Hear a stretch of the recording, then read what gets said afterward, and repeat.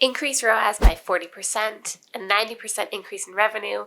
That was just one advertiser's experience after using Performance Max campaigns on Google. To see how to get results like this, stick around. If you stay until the end, I'll share some best practices for your campaigns.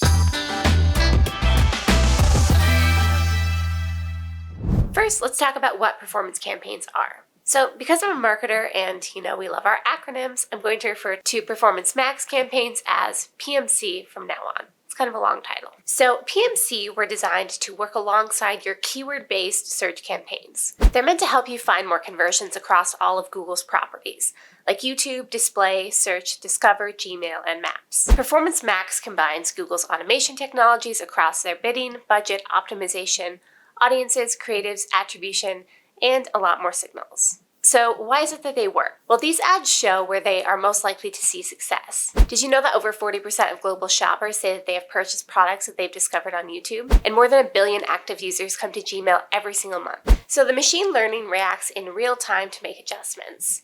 This is just stuff that humans couldn't possibly do. Let's take a look now at what they will look like. Now, your ads can appear in any combination on a number of different platforms, so it's hard to say exactly what they'll look like. But you can always see which combinations of creative are showing up most. I'll cover how to do this in just a couple of minutes. Here's what the actual setup process will look like. The key thing here is to be using your asset groups. You'll create a group of assets that Google can use to create your ads for you on the fly. This is what you'll need to fully optimize your ads. These groups will be targeted to specific audiences using audience signals, which we'll talk about now. Audience signals allow you to add audience suggestions that will help Google Ads automate or optimize for your selected goals. Audience signals are optional, but using these can help guide your learning machine model to help you optimize your campaigns. So here's how you add signals. In the audiences section that's just beneath your asset group, you will create an audience if you haven't, or select an audience if you already have. Then you'll create a unique name for your audience, something you'll recognize later, add your data, add custom segments, and choose Save Audience. Now you can use the demographics section and the additional segments option to further customize your audience as necessary. This will also help to enhance machine learning, and if you really want to improve that machine learning, make sure that you're using search term-based custom segments. Let's look at some setup pro tips that I have for you. Now there's an option called Final URL Expansion. I recommend that you use this. According to Google, Final URL Expansion helps you optimize performance of your Performance Max campaigns.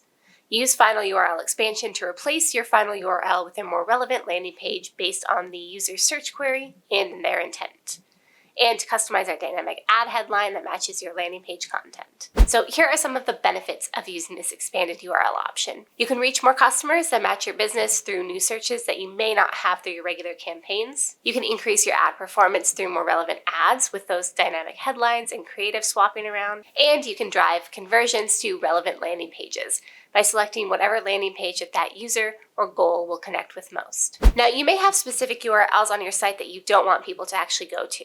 That's no problem. You can actually exclude URLs individually, and they will not be served in your ads. For example, you probably don't want people going to your careers page. You can also opt out of Final URL Expansion completely, but Google does not recommend it, nor do I. Now, another thing that you want to be doing is optimizing your creative. A lot of people think if you're using dynamic ads, you just kind of won't know what's working and it's just going to be a mystery to everyone involved. But we definitely have data. You can get a report on what does and doesn't work in your account. It's called an asset report. To see that, you'll sign into your Google Ads account, choose campaigns from the left menu, find and click on the relevant Performance Max campaign, choose your asset group, and click View Details for the asset group that you want to look at. From here, you'll want to replace any creative that's not being used very much or is not very popular, and do more of what is working. Let's look at some general best practices for you to follow for your Performance Max campaigns. Now, I can't make an entire video without sharing some best practices. You know me by now, especially if you've been on the channel for a while. Which reminds me, make sure you subscribe and like this video so you don't miss out on any future videos. Now, as I said, these are general and they're recommended by Google, but I have found them to be helpful when I follow them for my own clients. Now, I know it can be difficult and it requires extra patience, but you need to try to run your campaigns for at least 6 weeks to allow the machine learning algorithm to ramp up and have sufficient data to compare performance. You can set a budget within this time frame to help ensure that you're not spending too much. And remember, you'll only spend when people click on your ad, So you shouldn't be spending too much during this discovery period. Just know that it is very important. Try not to expedite it or skip this section. Next, you want to add at least 5 versions of your text assets.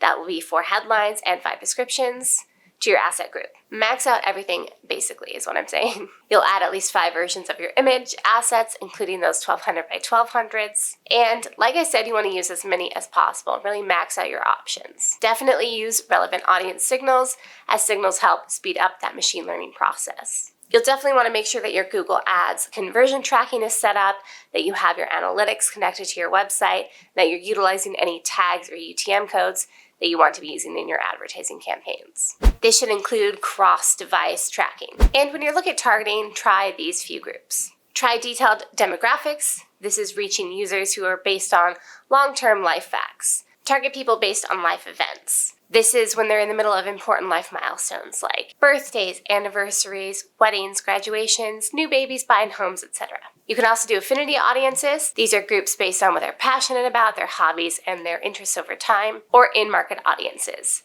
These are people who have an intent to purchase. Here is another note from Google. They say that your Performance Max campaign may take 2 to 3 days to ramp up. Once your Performance Max campaign is up and running, you should pause your shopping campaign if you have any running. If your shopping campaign and Performance Max campaigns continue to run at the same time, the shopping campaign may continue spending on some surfaces and not allow that Performance Max campaign to optimize fully.